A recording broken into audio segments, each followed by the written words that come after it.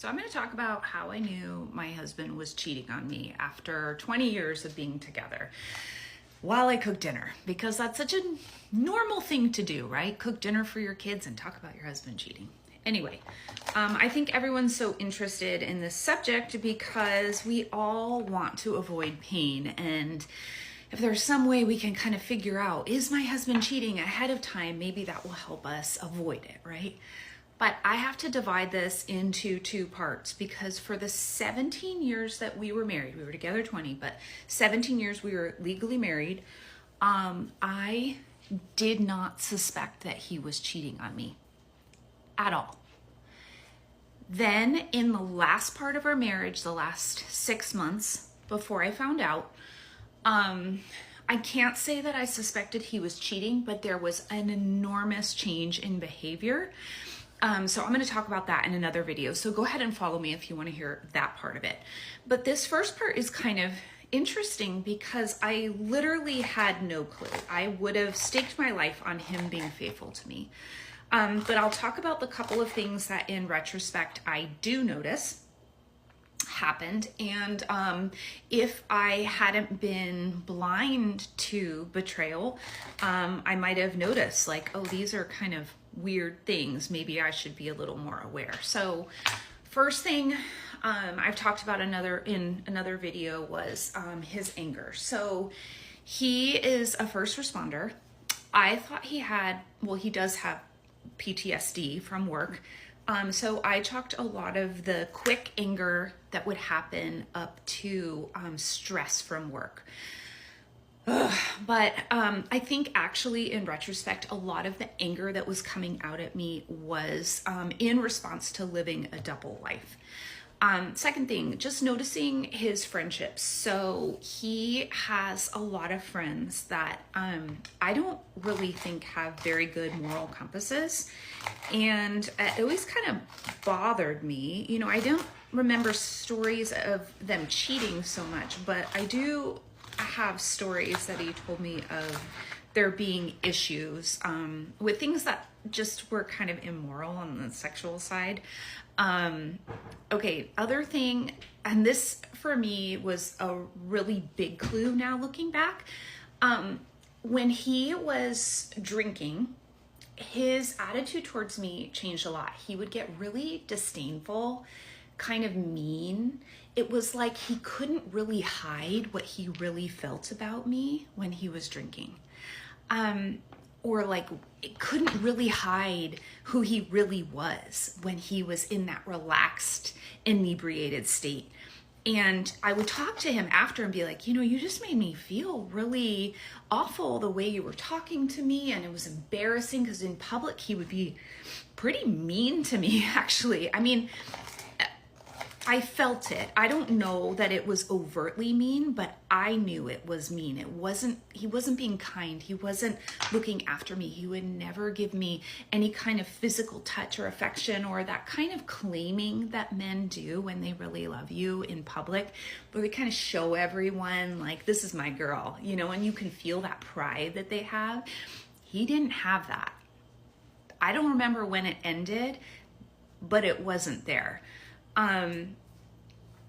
And I've just heard when you're drinking, that's when kind of your true personality comes out in some ways. You can't hide it.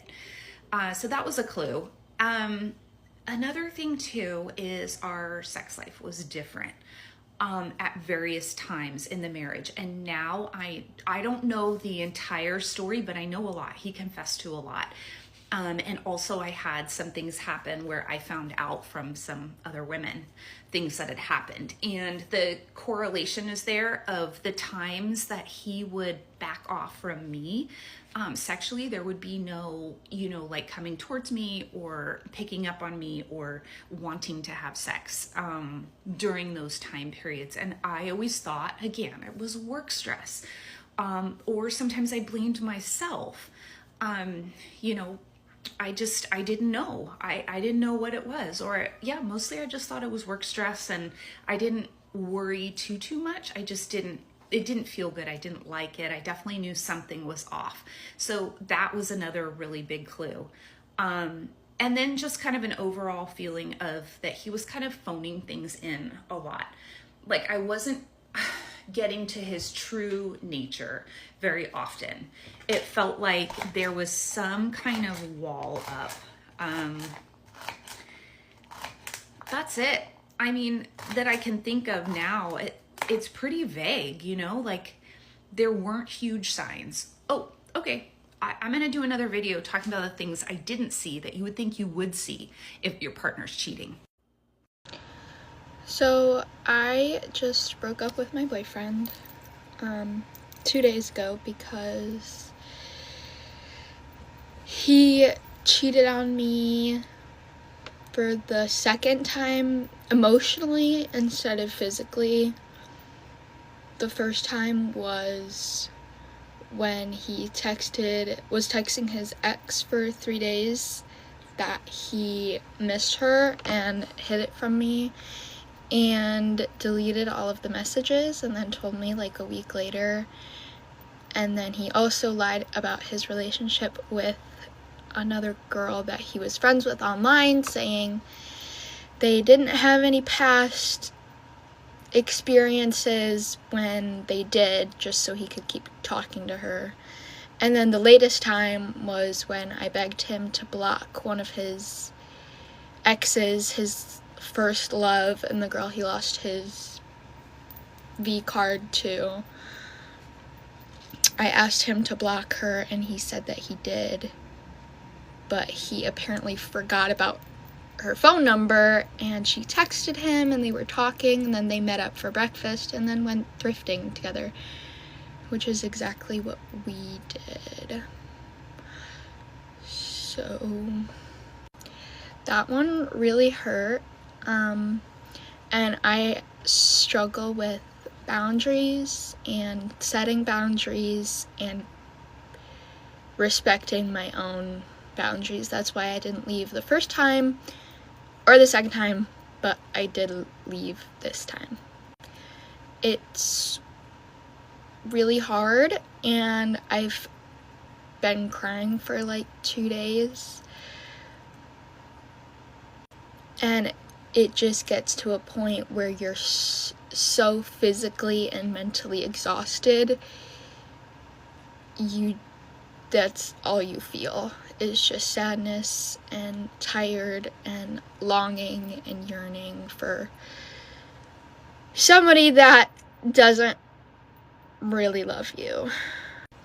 This is gonna be just an account that I just say a bunch of stuff on and just like say my life, because I saw this other girl on TikTok do it. I don't know her at, but I'll find it. But yeah, this is just gonna be an account for me saying everything that comes to my mind because I can. After almost 8 years with Texas Roadhouse, I was fired on Halloween night. Let's talk about it. So first, I want to say how thankful I am for Brett, my best friend, my sister, and my parents. Without them, I'm just so grateful to have so many people in my corner. So it pretty much does boil down to social media, something that started off so positive and with a lot of fun and a lot of encouragement behind me has definitely took a huge turn. Starting social media, I quickly realized working at Texas Roadhouse with Brett is what stuck with y'all. I think working with your spouse was unique and I really enjoyed it. I was definitely supported in the very beginning, and then doing everything by the book, making sure I was following all the rules and guidelines, and trying to make sure I was able to still give 100% to my job and also bring a positive light and energy to Texas Roadhouse on social media. In the beginning, everything was fine and well. I was even encouraged to post, to bring other people in, especially during our yellow envelope week. I was asked by my boss personally to post that. And then a few weeks after that is when things started to change and there became more and more restrictions. So every day I would come in for my shift, I would have a smile on my face, and then I would be pulled into the office, and it would be something to do with my social media.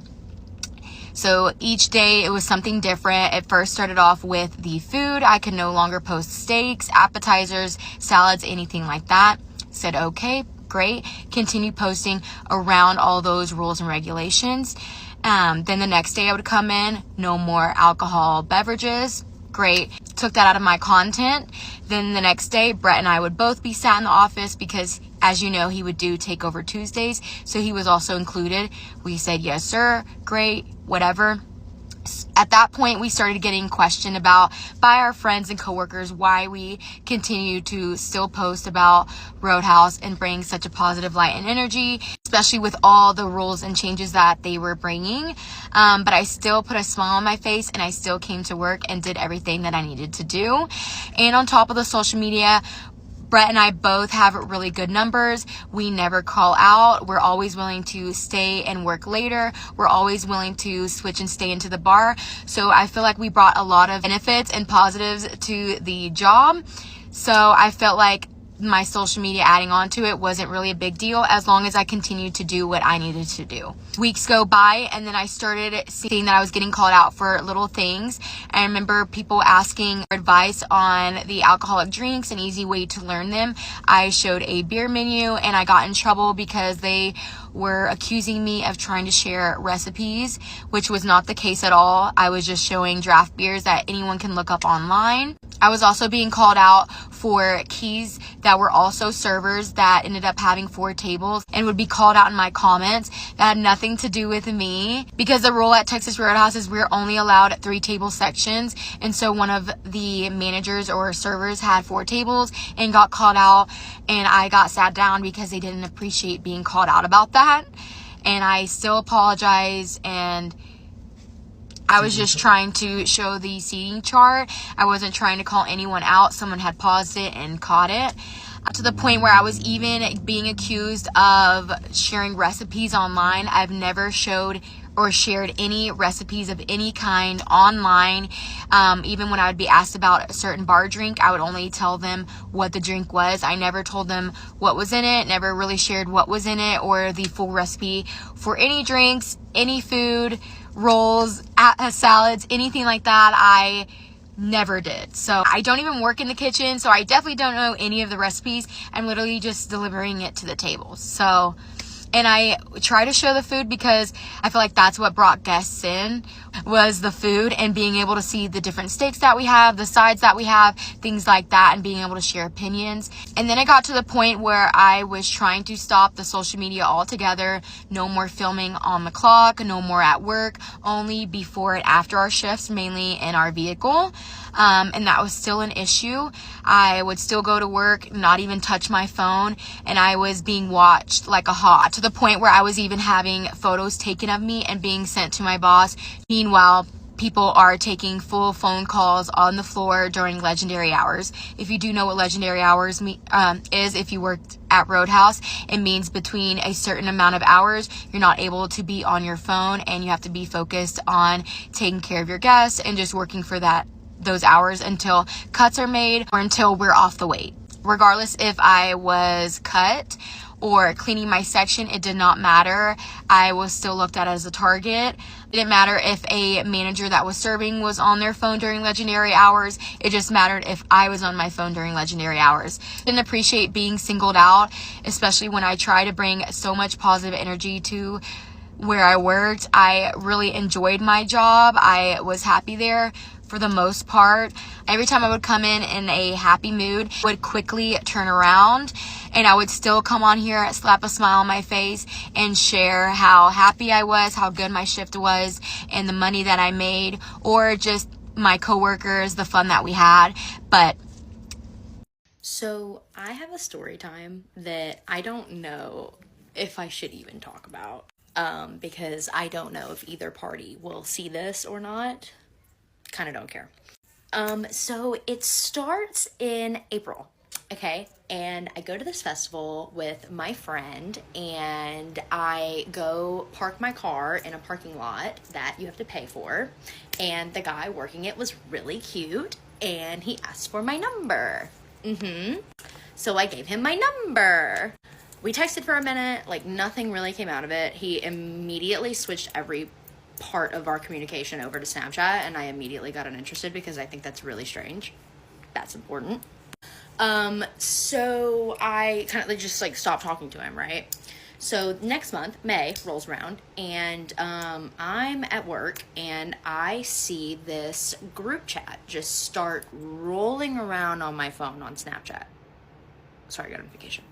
Okay, so this group chat on Snapchat, it starts rolling around on my phone, right? Like it is running, and I'm like, oh my god, like what did I get added to? You know, like dumb shit.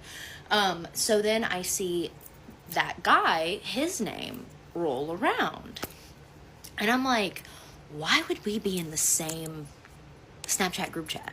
So I go get in it, and what this group chat was, I later found out, was a like group chat of like friends that just only chatted in there like during the day, or like if they wanted to go out, like it was just a group of friends like already established.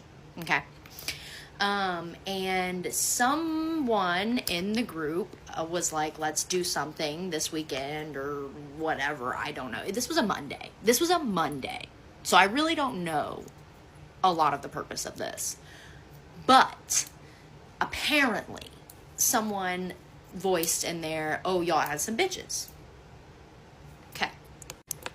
This man that I met, and I got his number, took it upon himself to add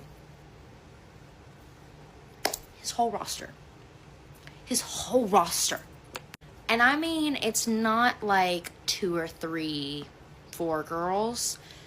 It's like 10 plus. And I happen to be one of them. I happen to be in his recents on Snapchat, I guess. Great.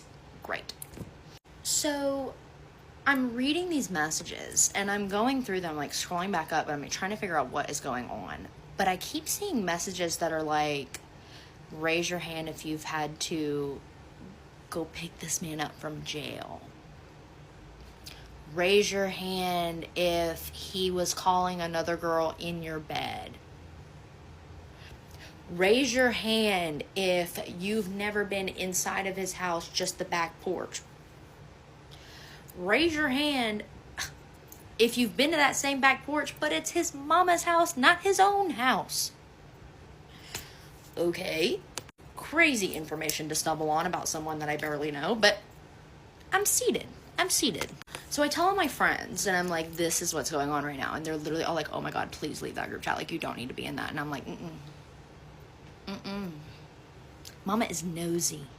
I'm staying. I'm getting the tea. So all these girls are just in there, like, giving messages, giving their own perspective about this guy. Like, right, how toxic and shitty of a person this is. Right. But then they all decide to go out together. Yeah. They all decide to go out. On a Monday night, they all decide to go out together. Okay. So I, still in this group chat, they're like sending videos back and forth. Like they're sending, snaps of the night. And I'm watching, and this guy is fucked up. He is fucked up. Like he is very drunk. Very apparent. Side note, he already has an ankle monitor on at this point. Yes, an ankle monitor. So I'm watching these snaps. They start off at one restaurant. They go to another bar, like whatever. Like this guy is just very, very drunk, and it's very obvious. And so I'm just like, all right, I'm going to sleep. Like y'all have y'all's little day. I'm gonna come wake up in the morning and see what y'all got up to, right? So I wake up in the morning and there's so many videos. And I'm like, bet, clock in, my show's on, right? It starts off kind of innocent. It's like, it starts off with like the bar managers like coming to where they're sitting, and they're like, dude, you gotta go. Like you're being really fucked up and like you're doing too much in this bar right now. Like you need to go. We're kicking you out. And he's like, why? Like acting stupid as shit, okay? And all of his friends, all the guys and all the girls there are like, you need to go. Like we need to get you out of here, right? So it's just back and forth, like different angle videos of that. And then I click the next one, and blue lights. Cops are called. The cops roll up. They were already coming to get him out of this bar, okay? Apparently he starts fighting them. He starts going back and forth with the police, and not wanting to go. And then come to find out, you know what? Let me start here. I was watching the videos, okay? And this guy is like kicking the police car door. Like fighting the cops, okay? Like on the ground, he's rolling around, they're tussling with him. And I'm like, why is this so serious? Come to find out, one of the girls that was there, that was on the roster that he added to the group chat, that he was messing with, he hit her. He put his hands on her. Okay, great. So they're all talking about it the next morning in the group chat, and I'm reading these messages. I'm like, what? What happened? What happened? Man just got too drunk. Man got way too drunk, started fighting that girl, started fighting the police, just started fighting. Okay, great. He is in jail for like 2 or 3 weeks. Like, he was not in jail like overnight. Like, the man was in jail like 2 or 3 weeks. He gets out of jail, and I see on Snapchat that girl that he boot up. They are boot up. They are attached to the hip. They are like this. And I'm like, didn't you have to... Right. So I'm like, what the fuck? Ignore it. I don't really care. I don't talk to these people anymore. Like, I kind of stayed friends with them for a minute, but I just... Not my people, right? He's sliding up on like all of my Snapchat stories at this point. Like, he is trying to get my attention so bad after he gets out of jail, okay? But she's posting him left and right, left and right, left and right, left and right, left and right, left and right. And I'm like, I'm ignoring this. Like, you're strange. Recently, about maybe 2 weeks ago, he calls me. Like, out of nowhere, out of the fucking blue, calls me. Can I come stay with you while I come, like, do a job in your city? Like, I'm coming there, like, to work. Like, can I come stay with you? Buddy, no. What? Are you crazy? I'm literally screaming at him in my phone. Screaming. I'm screaming at, fuck you, fuck you, fuck you. Get out of my phone. You're crazy. You're crazy. You're crazy. You're crazy. He texts me, don't be sassy. So I go off on him on text, right? Next morning, old girl hit me up on Snapchat. I read y'all's messages. Like, did y'all, like, hook up? Absolutely fucking not, babe. Get away from him. Actually, get away from him. So she doesn't, but then does. I think they're broken up right now. I don't know. He called me the other day and was like, stop being mean to me. Like, I broke up with her. And I'm like, you're fucking crazy. And I think I blocked his number. I'll go check after I post this, but I think I blocked his number. His should be blocked. Anyways, I just thought that was really strange. And now that it's just kind of all come around and I feel like I can talk about it. I just thought that was really weird. And now she's, like, posting hella on Snapchat, like, trying to get his attention, and it's really obvious, and, like, I should probably block both of those people. Anyways, I just wanted to talk about that. Okay, guys, here's a story time.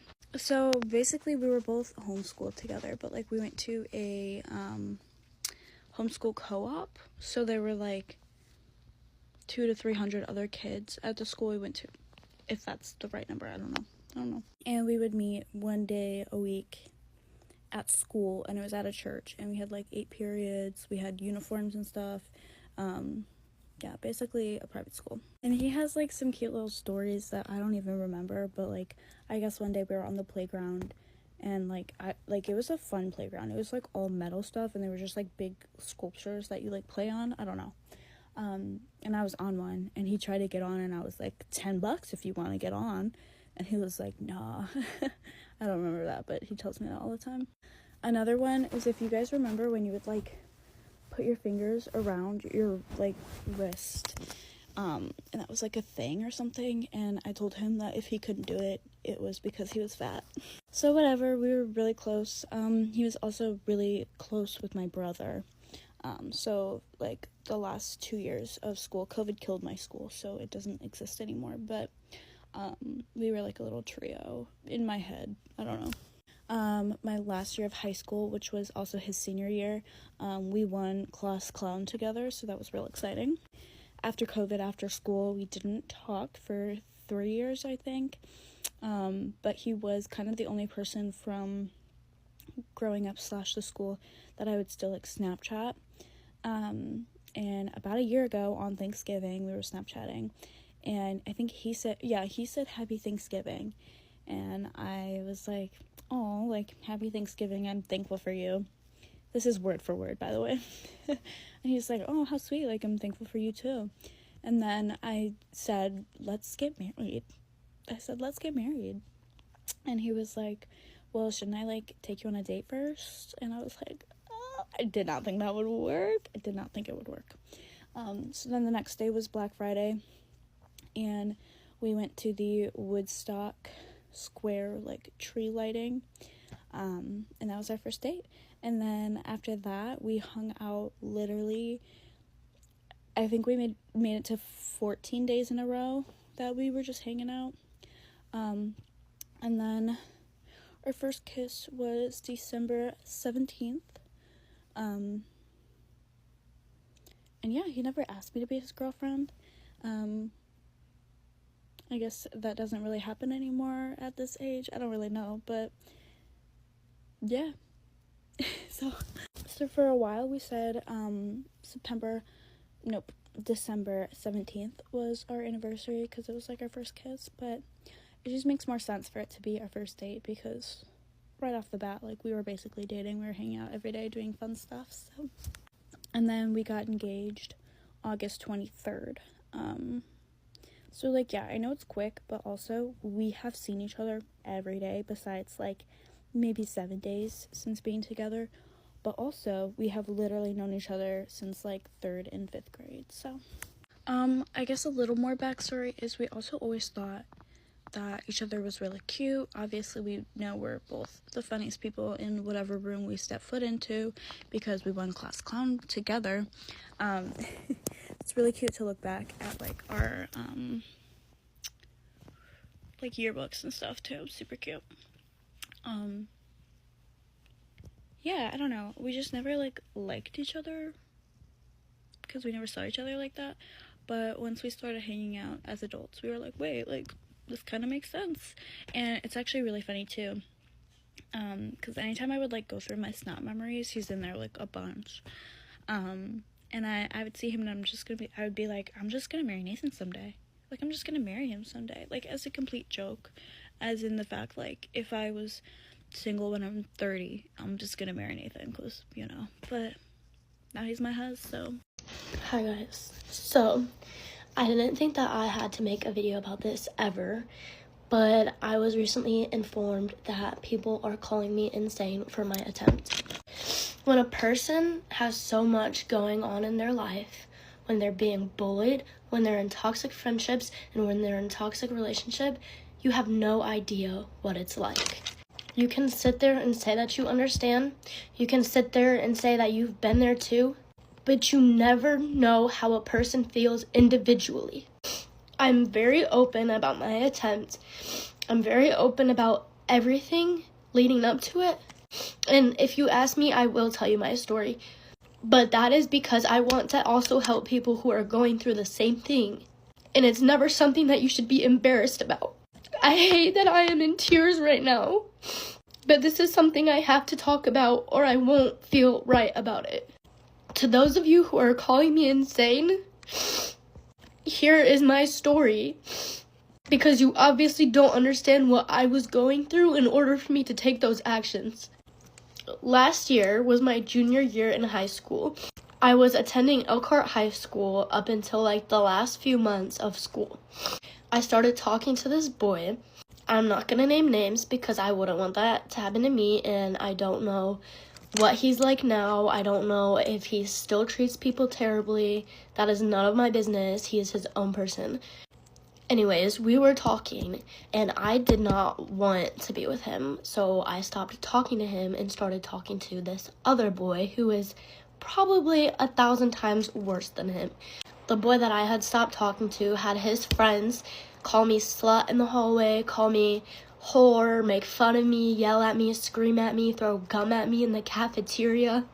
I was literally being bullied by a group of boys. I took it to the principal of HPS, which is a building in Elkhart High School. They have different buildings. And she talked to them and they had stopped.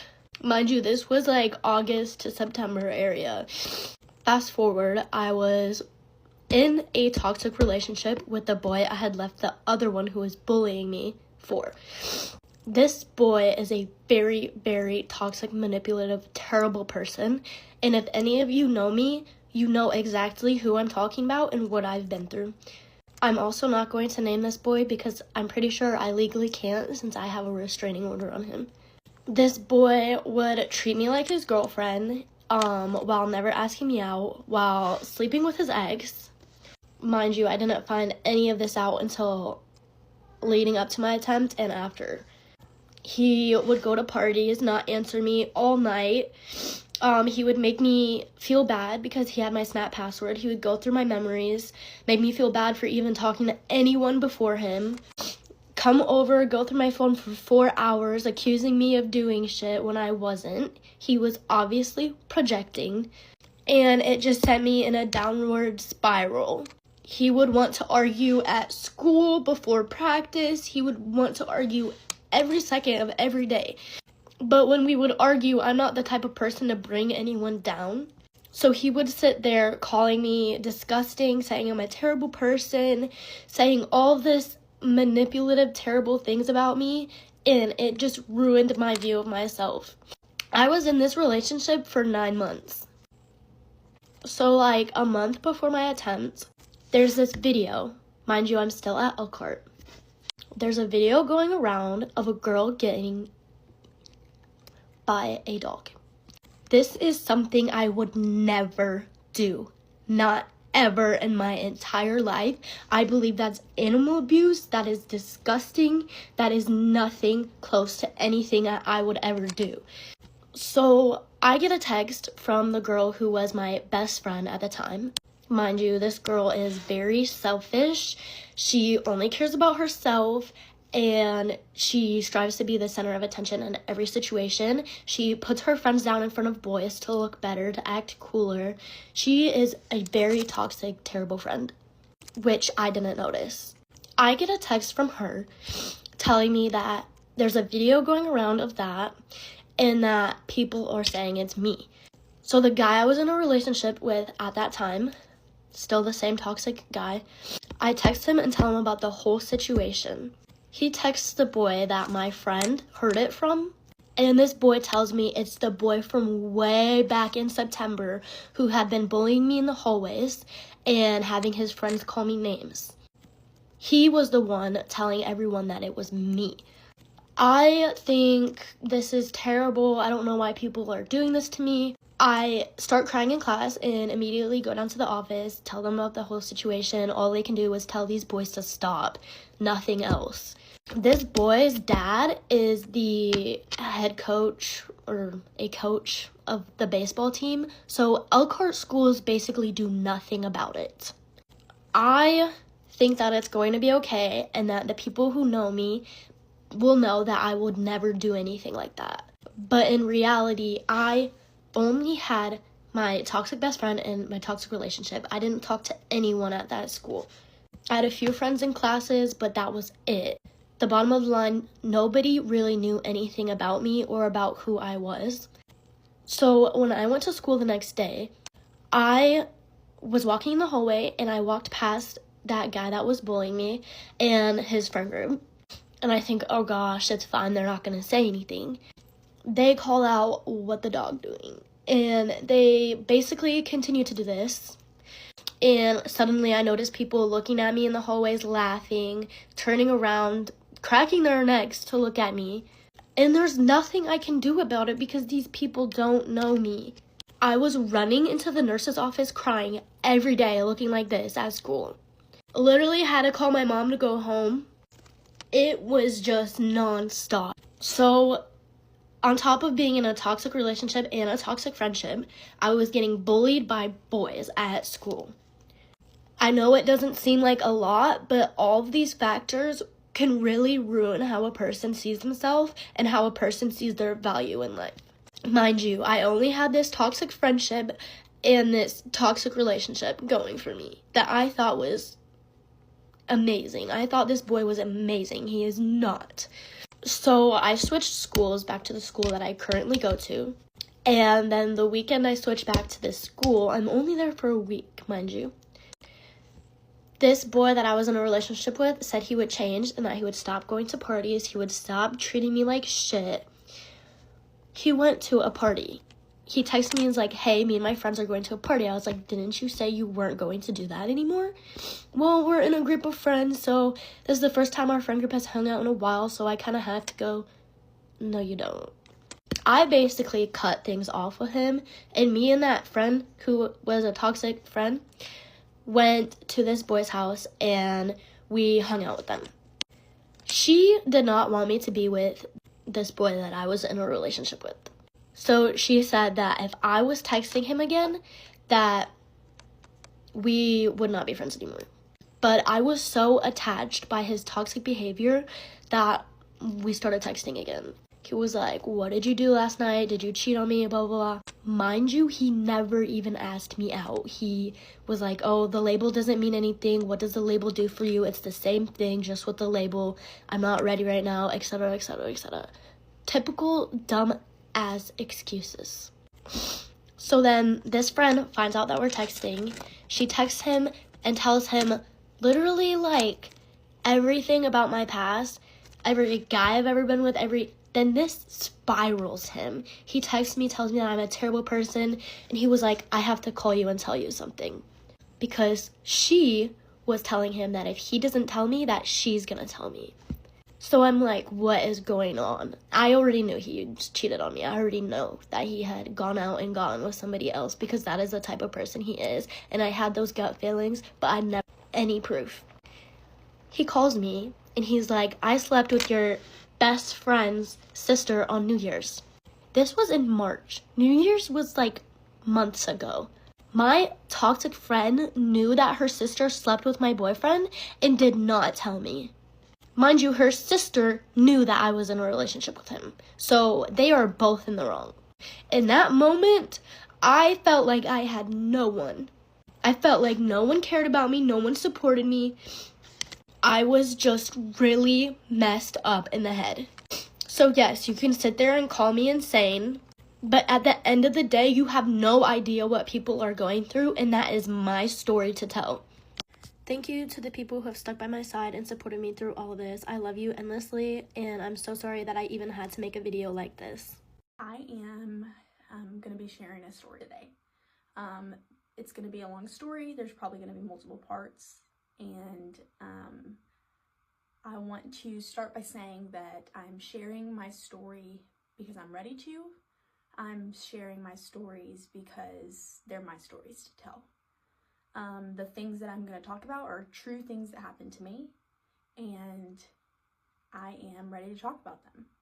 I am not talking about these things to damage anybody's character, to hurt them in any way. I am simply telling my truth. I am going to be changing names in these stories so you guys don't know who they are, or to save for their safety and their privacy. I plan to be telling the whole truth, so everything is going to be out there. I plan to tell my whole truth. If these things didn't happen to me, I wouldn't have them to talk about. I'm hoping that my story help other people, and maybe someone has gone through similar situations. Maybe someone wants to feel not so alone in a really dark place, in a really dark time. The stories I'm going to talk about have shaped me tremendously, have been very traumatic in my life, and I'm ready to talk about them. So I'm going to start at the beginning. I was raised in Alabama, moved around due to my dad's job growing up, and I moved to Oklahoma my senior year of high school.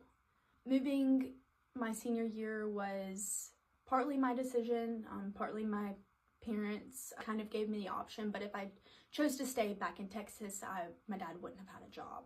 So of course I picked to move, but also I kind of up and left because of experiences I had back in Texas. I was bullied in high school and had some things happen to me that kind of ultimately made me have an easier decision with this. I moved to Oklahoma my senior year of high school and didn't have a great senior year, but made the best of it. And towards the end of the year, I met someone that I had known who he was. I thought he was very cute, but he never really talked to me or noticed me. This individual, we're gonna call him DJ. DJ approached me at one of the last weeks of high school, our senior year, and he said, you know, I haven't talked to you all year, but I hope that you've had a great year here. This is a very approachable person. He's very much an extrovert and does not know a stranger. So, and like I said, I thought he was very cute, very attractive. So he approaches me, hope you have a great year. I'm like, yeah, you know, you didn't talk to me all year, but I kind of have known about you. You know, thanks for saying that. So gets I think my Snapchat, my number, or I don't know what it was, but the conversation just kind of went from there. Went on some dates, fell in love. Shortly after, we got engaged. Really, really head over heels for DJ. Very, very much in love. I know that he's going into the military. That's perfectly fine. We then get engaged, maybe not even a year after dating. He then goes into the military and we get stationed in Camp Pendleton in California. We move out there and things are great. We get this like 600 square foot apartment, this really small apartment. We don't have a lot of money to our name, but we have each other and we're in love. So I then start being interested in school and this program. So I go into a scrub tech program and kind of start my career. So during that time, I'm working at Target. I'm going to school at the same time, so working, going to school. There was one day that I had gotten a message from my team lead at the time, so my pretty much like my direct supervisor, and she's like, hey, you know, I just wanted to see if you could give me a call, like I just have something like concerning to talk to you about. And I'm like, this is weird. But at the time I still just like didn't know what this was going to be about. So she told me that she thinks my husband matched with her on Tinder and messaged her. And so I immediately knew. Whenever she said that, I was like, this is 100% true. I said, well, what did he say? What was the picture? It was just a comment about, you're pretty, something about Disney World. I don't remember what it was. Driving home from school. So, and like my drive was probably like a 45-minute drive. So I asked her, you know, what is the picture? And she describes the picture and then she sends me a screenshot of everything. And I mean, as soon as I saw it, it's a picture that I took. It's a picture with my dog. And quite frankly, with the couches that I bought. It's his Tinder profile picture. And so I immediately knew that that's 100% him, that's 100% true. Get home and I bring it up then. Of course, it was some excuse about why it's not really that big of a deal. And you know, I was like, at the time, I'm like, well, he didn't cheat on me. So, you know, it's just Tinder. Like, this cannot happen again. During that time, there were some other things that was going on with him having issues with porn and, you know, didn't agree with it, but it's not like I was going to divorce him over it. And that's not a secret either, because a couple of years ago, he put a blog post up about how he doesn't watch it anymore, and this has had a hold on him for a long time, and at the time, he's still watching it. And I'm like, you know, to me, it's not something that I thought was worth a divorce. So I just tried to work with him through it and go from there. The Tinder thing happened and it wasn't okay, but also it still wasn't cheating. It still wasn't cheating. He didn't cheat that I knew of. And so a couple weeks go by and I am again at school and I'm on my way home. I was at some volunteer event. So I'm just calling him and I'm like, hey, I'm on my way home. You know, what are you doing? And he's like, oh, I have CK over, and for the sake of the story and her privacy, we had a neighbor, and we're gonna call her CK. It was very sweet, always very sweet to me, very kind, but I did not like that she was in my apartment alone with my husband.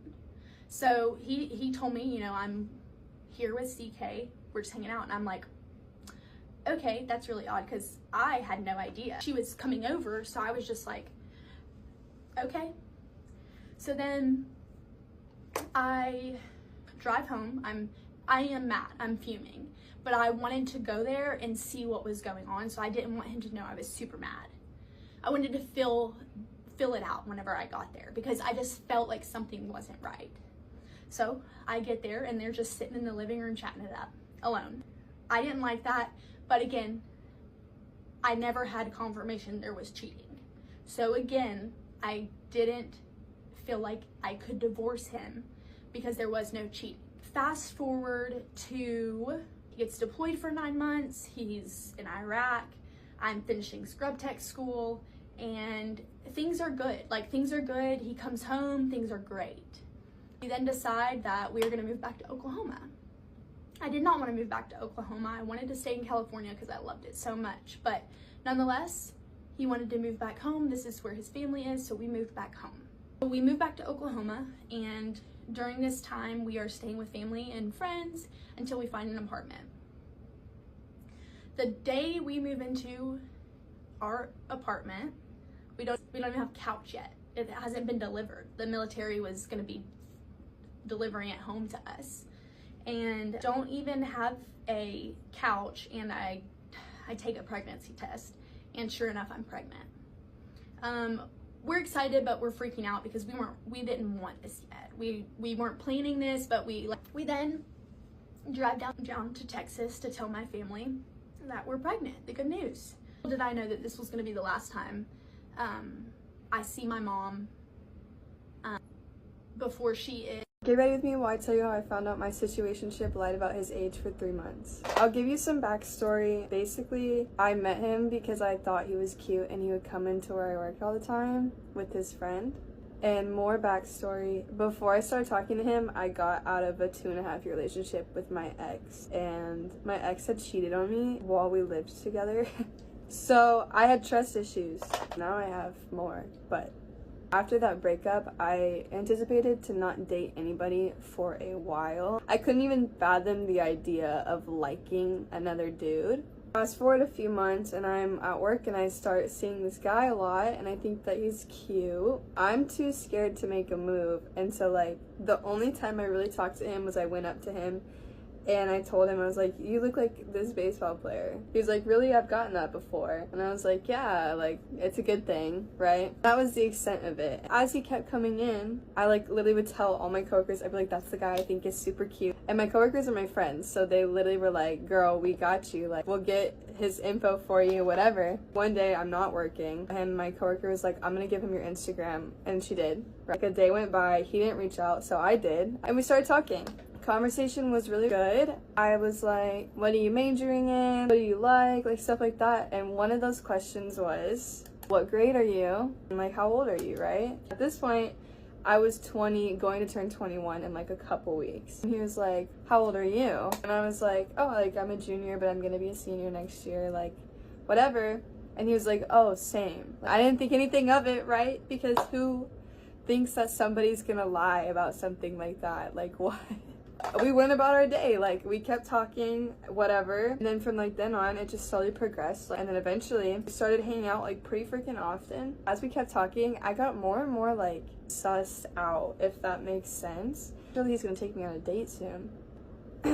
Surely, right? Like that's how that works. No, he never took me on a date. Like, spoiler alert, yeah, never took me on a date. The more we would talk, the more I would bring it up. I'd be like, hey, like, you gonna take me on a date anytime soon? Like, what are we doing? So his excuse at the time was, I don't want to like start anything because you don't know what you're doing for summer, and I don't know what I'm doing, and I don't want to start off like that. And I was like, you know what, that's so valid. Like, I didn't think anything of it. Like, that was his reasoning and I fully believed it. There's multiple things that like happened that like were signs that I did not read into at the time. Like I said, I had gotten out of a relationship. I had no clue what I was doing. I asked to see his pilot's license because he was in flight school, had a pilot's license, whatever.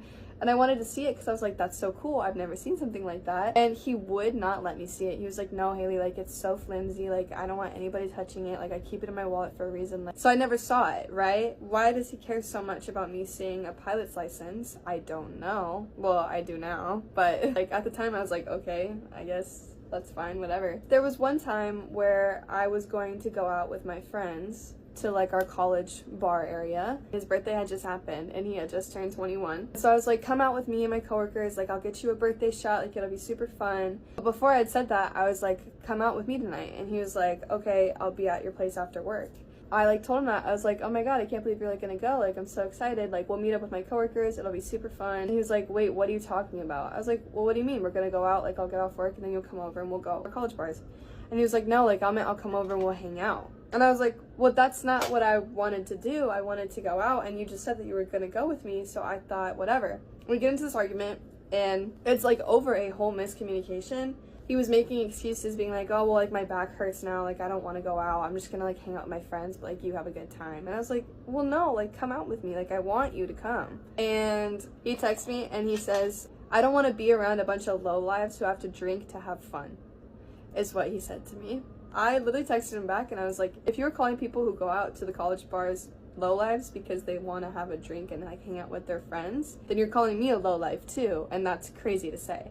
He texted back and he said, okay, what is this dude on? After that, I was like, okay, I don't think we should talk anymore if like you're gonna be like that. And he was like, no, like let's like talk about it in person right now, like after you get off work. And I was like, if I'm being honest, like yeah, we can, but I'm gonna get ready and go to like the bars. Like I'm not gonna hold back my time just to figure this out with you because we aren't even dating. I was like, if we were dating, this would be different, but you haven't even taken me on a date and you're trying to like make sure I don't go out tonight just to talk about this. Like, that's not how that's gonna work. And after that, we basically just like ended it and he blocked me on Instagram, Snapchat, everything. I was like, okay, what the fuck is this guy on? Like, what? A couple days later, I'm like, this is summer, I'm lonely.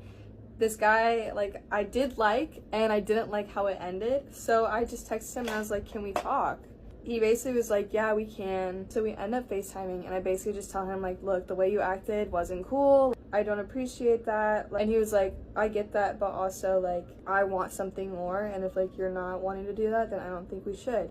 And I was like, well, I would rather try than like just lose you altogether. And he was like, okay. After that, we started talking again and nothing changed. So as soon as like that dynamic happened, I was like, okay, this is going a weird way. On top of that, anytime we would hang out, he would just always make these like side comments. Things he would say would like put me down in a weird way. The final straw for me was we were hanging out in my room and laying in my bed like watching a movie or whatever, and I had basically just said like, isn't it crazy that I kind of made like the first moves for everything? Like, I was the one who DM'd you, I was the one who like kissed you first. And he was like, yeah, it is, like I didn't even have to try to get you. And he said that to me like to my face, and I really looked at him and I was like, what? That immediately like shit on my mood. Like it made me upset. Like I just didn't feel great, obviously, but I like kind of brushed it off. I was like, I'm just gonna give this guy the benefit of the doubt. I just kind of continued the conversation, like kind of disregarded that comment and just said something along the lines of like, we've been hanging out for like a while, our first hangout was so fun, like da da da da da. And he was basically like, yeah, like if I'm being honest, I didn't want to hang out with you at first, but I guess now I'm glad that I did. And I like was gagged. And after he said that comment, I was like, you know what, that's just one too many. He's done. I literally like told him, I was like, okay, like you get out, like I'll talk to you tomorrow, like I'll see you tomorrow, whatever. Next day, I didn't text him at all. He texted me midday through, he was like, I miss you. And I was like, you fucking miss me? You haven't said shit to me, and now you're like, I miss you because I haven't said anything to you? That night, I ended it. And that was that. He blocked me again on everything, and I was like, okay, weirdo. A few weeks pass, and his friends come in to my work. He's like, hey, have you talked to recently? And I was like, no, I haven't. He's like, oh, did something happen between y'all? And I just told him, I was like, yeah, like it just didn't work out, like we both wanted different things. After that, he was like, oh, like I'm sorry to hear that, like that sucks. And I was like, yeah, it is what it is. And fast forward to that night, I go out with my friends to the college bars and I see his friends again. They come up to me and they're like, hey, how you doing? I was like, I'm good, what about y'all? They're like, good. They're like, did you know blank lied about his age? Like flat out. And I was like, what do you mean? They were like, yeah, he actually like was a freshman the entire time, and like by the time you were done talking to him, he like was going into his sophomore year. what's going on here? His other friend comes up to them at this point and he's like, why would you tell her, bro? And I was like, are we talking about me right now? Like, what is going on? And then they were like, yeah, sorry, and like walk off. I returned to my friend and I'm like, did that just happen for real? Like, what is going on? So I let like a couple days pass and I like sit with it and I tell all my coworkers, I'm like, I don't know what the fuck happened that night. I don't know what is going on. My coworkers like, honestly, just ask him. Flat out, just be like, did you lie? So I text him and I'm just like, hey, weird question, did you lie about your age? And he texts me back and he says like, no, why do you think that?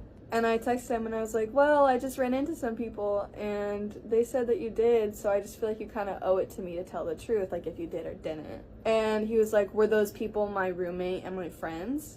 I texted him back and I was just like, it's honestly not that important who it was, it's more so the fact that you're not answering, so like what is it? And he texts me and he's like, Haley, I didn't have to respond to you in the first place, like, no, I didn't lie about my age. Like, something is like really sus about this, like, and I don't like how I'm being messed around with in this situation. So I just liked the message. And then he double texted me and he was like, that's all you're gonna do is like it? And I was like, yeah, well, you still haven't sent proof. And he was like, have a good night. Like 3 hours later, he sends me a picture of an ID. It's a cropped image of an ID that has a date of birth and everything else crossed out. There is nothing in there to prove that it's this guy's ID. And I was like, okay, like you just dug your own grave and now you're lying in it. Like I don't know why you decided to keep this going for so long for no reason. So I don't text him back after he sends the picture. And then the next day my friend's like, Haley, you can search in like a college directory somebody's name and it'll tell you like what their class, like what they're in. And I do, and it says that he's going to be a junior, which means that he did lie. I do that and I'm like, okay, case closed. This dude lied about his age. He's weird, like whatever. Well, the story's not over yet. I go to work a couple weeks later and his friend comes in, like the friend that he used to come in all the time with, comes in to eat. And I tell my friend, like my coworker, I'm like, man, I just wish like I could ask him, did he actually lie? Like what the whole situation was with that. And she's like, I'll do it for you. She went up to him and she was just like, hey, so how old was your friend? And he like starts laughing basically and he's like, I was waiting for this to happen. And he like just tells her like, yeah, like he had just turned 19 like when they started talking. And then he calls me over and I go over and just tells me the same thing, like, yeah, he lied about his age. We didn't think that y'all would actually talk for that long. Like I was surprised he could go with it for longer than a month, but it was really funny. And I'm staring at this dude in the face and he is laughing in my face, like at me. I'm standing there. No way you actually think that this is like this funny. Like what? He literally told me, he was like, I can understand how it upsets you, but to us it was really funny. I literally told him to his face, I was like, you're psychotic. Like no way y'all thought that this was as funny as you did. Like that is insane to me. And basically that is that. Afterwards, like the rest of that shift, I was so sad. I just like thought about the fact that like I had literally been cheated on. I was like not willing to talk to a dude or trust a dude. And then I saw this guy and I was like, you know what? Let's give it a shot. And then this dude lies about his age. I don't want to date another dude until I am out of college and away from this city. Like I want to move to New York when I graduate and I'll look for a dude there. The moral of the story is I'm gonna have trust issues for a long time. If any of you ladies have advice on how to not have trust issues, let a girl know. If you actually listen to all this, thank you, and I hope you have a great day.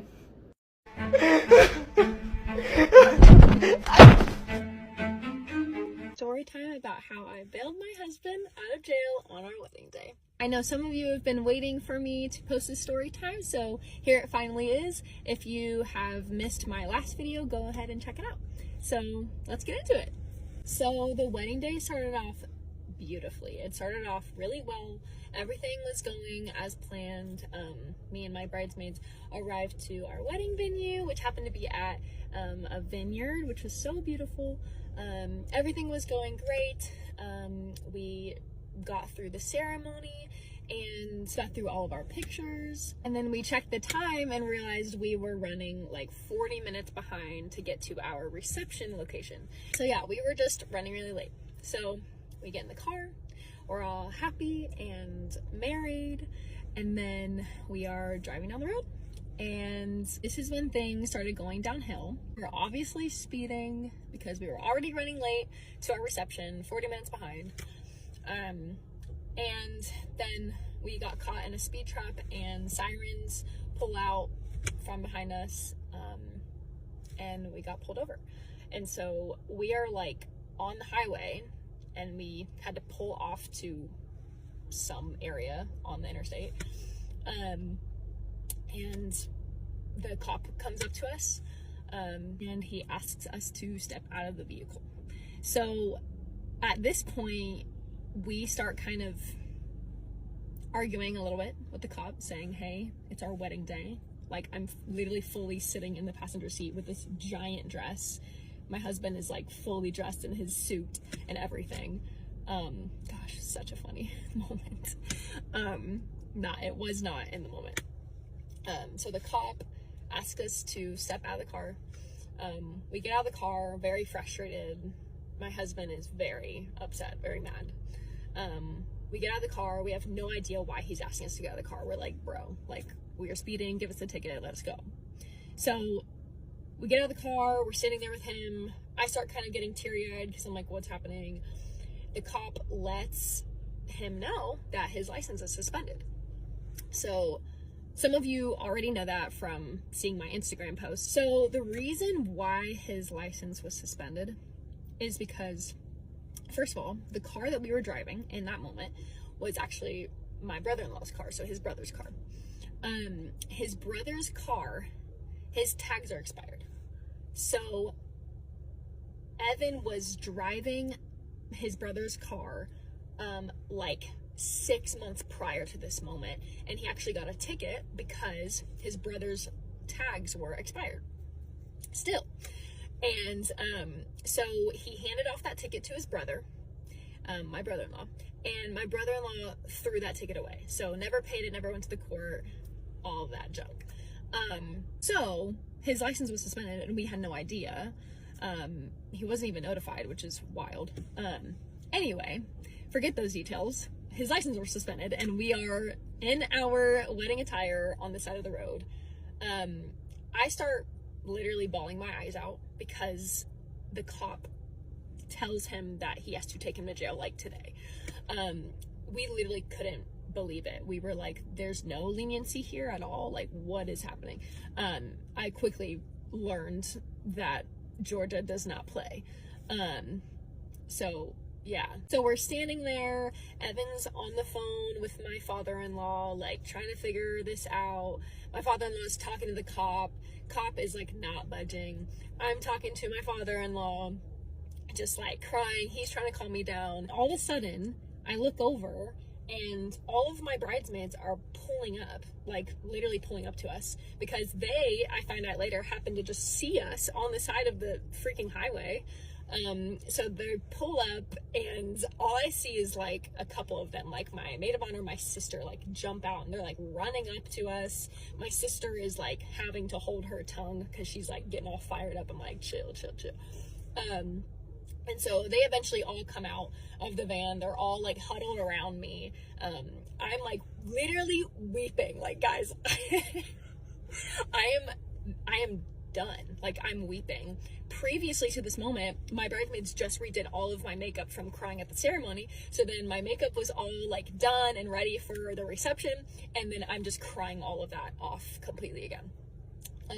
So I'm like standing there in a huddled group with like my bridesmaids and bridesmen. They're just like hugging me, and I have like my sister-in-law just like weeping, like she's like, what's happening? And I'm like trying to comfort her as I'm like the one just like literally losing my mind. In the moment, the emotions were just so high because like I had just married like my husband, my best friend, and then he's being like taken from me, like going to jail, and we have no idea how long that's gonna be. And then we have like a full reception with all of our guests just waiting there, so blah blah blah. So I'm standing there and my maid of honor goes, she's like, oh no. And I'm like, what? And I turn around and it's my husband, like literally being put in handcuffs, like against the cop car. And then I like think I screamed a little and I like ran over to him and I was like, don't take him from me. It was so dramatic. But I was like telling the cops, I was like, I am going with him. I'm going with him, and whether you like it or not, or whatever I said. I was so upset. I was so upset with them. I was distraught, and obviously they were not going to let me go with them in the cop car. They told me that they have to turn the car that we were driving over to me, blah, blah, blah. So I was just like bawling my eyes out. One of my bridesmaids like runs up to me with like a t-shirt that she had and was like dabbing my makeup, and like it was terrible. I was like getting makeup on my dress, like it was just the worst moment ever. I couldn't believe it was happening. At that point I was like, well, we're not even having a reception, like he's gonna be in jail probably for the rest of the night. Get in the car, follow him to jail. I'm weeping. Of course, I'm weeping. My maid of honor is driving us, me and my sister there. The rest of my bridesmaids leave to go back to the reception. And we get to the jail and we end up sitting there for like 2 hours, like waiting on him. Which now I know that 2 hours isn't too long of a time, so I'm very thankful looking back. But at that moment, it was very hard because we were supposed to be at our reception. So we're sitting there waiting, and we end up doing a little photo shoot. It was really fun. At that point, I'm like becoming more lighthearted. I'm like, okay, it's gonna be okay. Like, he's gonna get out. I'm like talking to the receptionist lady, and she's like being kind and like letting me know it's gonna be okay, and he's gonna get out in time. So we take some fun little pictures. I'll post them on this video up here maybe. So I'm on the phone with my father-in-law, and we are trying to figure out like payment for bail, because they had just let me know like how much it was going to be, and it was way more than we thought. And so we get off the phone, I get off the phone with him, and then he calls me back and he tells me that he raised all the money at our reception for the bail money. So all of our guests, like our entire wedding guests, like pitched in, and like we basically got the money for bail. So that was a huge blessing, and I just start weeping on the phone. I'm like, oh my god, it's amazing. We're there at the jail, and then 2 hours passes and he finally gets let out, which is the video that you guys probably have already seen, is him being free. So yeah, that is my hilarious, unforgettable wedding story. Please leave comments telling me about funny wedding stories that you guys have, for those of us who are married. I would love to know. Yeah, so thanks for being here. Are you not ashamed of yourself? Are you not embarrassed? This is really embarrassing. Hey guys, so if you know me or are following my page, I am getting married in about 7 months, and I do have a clothing hoarding problem, and in 7 months I will be living in an apartment for about a year, so I am in desperate need of needing to get rid of my clothes. So today I'm going to take you with me as we go through my shorts and my skirts, because it's not the season, so like I feel like I'll be a little harder on myself. Maybe. I feel like I do this like once every 3 months and it never really goes well, so we're just gonna get into it.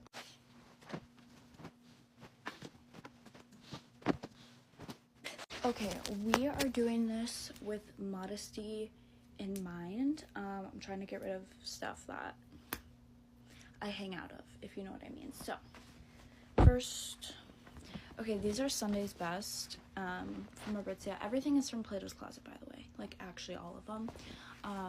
These cover my booty, so, you know, we're gonna keep these. Okay, here I have all my denim shorts. These I just got. They are from, Everlane. These are so cute. Like, I've been looking for, like, a longer pair, of shorts that actually make me look good. And recently I've put on some weight. Okay, so I don't look like a little boy in longer shorts anymore, depending on like where they fall, but those are so good. These Abercrombie & Fitch ones, I don't remember if I hang out of them, but we're gonna keep them for now just in case, because they are my only lighter pair. And then for my only 2 denim skirts, this one I know is like a longer one, so we're definitely gonna keep that because that fits me good. That's from PacSun. And then I have this little vintage American Eagle one. I am also gonna keep this one. As you can see, it still has the tag on, so I have yet to wear that, so which means I probably haven't tried it on either. So we're gonna keep that for now. Okay, now for my Lulu Hottie Hots. These are my most recent pair. I love them so much, so we're gonna keep those. I have these royal blue ones. I also like these a lot. I'm gonna keep those. Not gonna lie, I do hang out of these a little bit, but it's okay. I don't know what color this is, but it's like a purpley gray. I don't know, we're gonna keep that. And then I don't think I have a normal black pair. I'm shocked. But these are like the camo black. I'm gonna keep these too.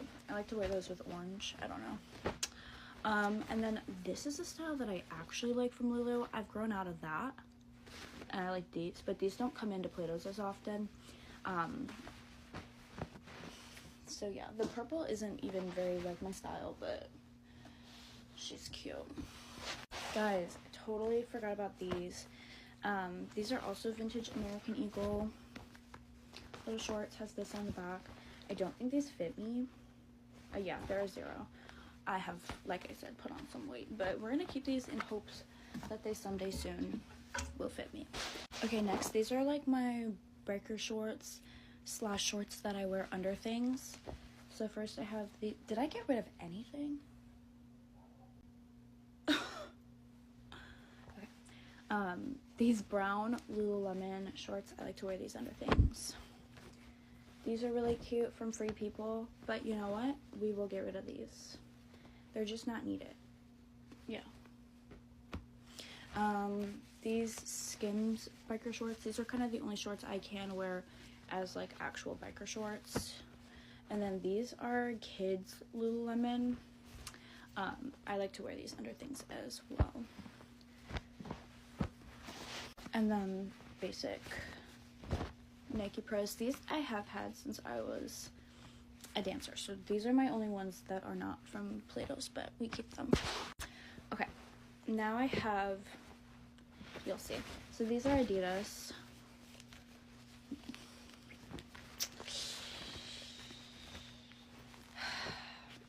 This is so hard.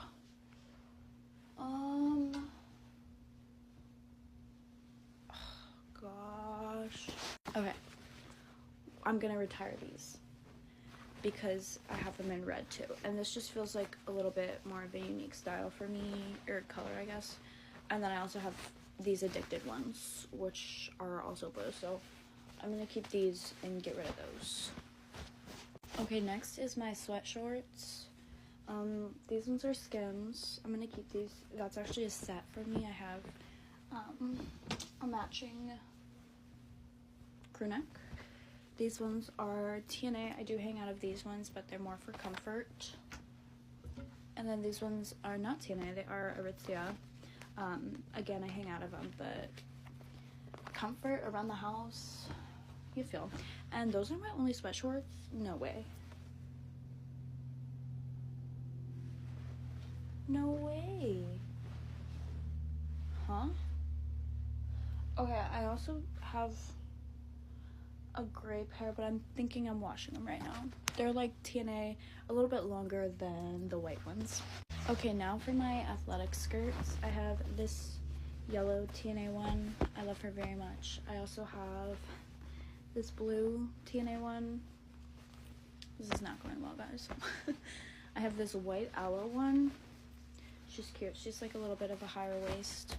And then I have this black gold hinge one, and it has gray in the back, so gotta keep all those. Okay, now I have like my style shorts is kind of what I call them. So these are vintage Forever 21. Gotta keep those. These are vintage Forever 21. Gotta keep those. These are PacSun. I have to keep these as well. These ones I have because they literally match a swimsuit I have perfectly, but I'm pretty sure they're just like Shein. I'm gonna get rid of those. These are also a recent purchase. They're new at Tags Addicted, and I have yet to wear them, so we're gonna keep those.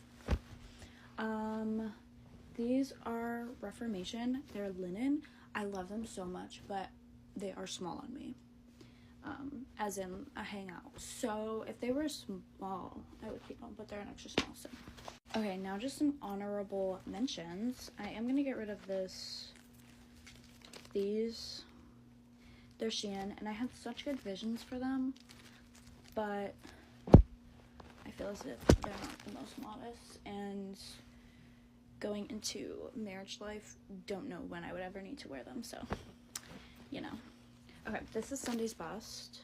Again, I have yet to wear that, so we're gonna keep that for now. This is Love Shack Fancy. I love her. She's honestly even, oh, she has a stain. No, she doesn't. Where did that come from? Okay, well, I'm gonna keep it anyways. I love her so much. This is Abercrombie vintage again. Of course, I'm gonna keep that. And then this one is Princess Polly. I think I wore this once. I just don't think I need it, so I'm gonna get rid of that. Okay, that is it for today. I did end up getting rid of 5 things. And now I'm gonna do my short sleeves and my tanks.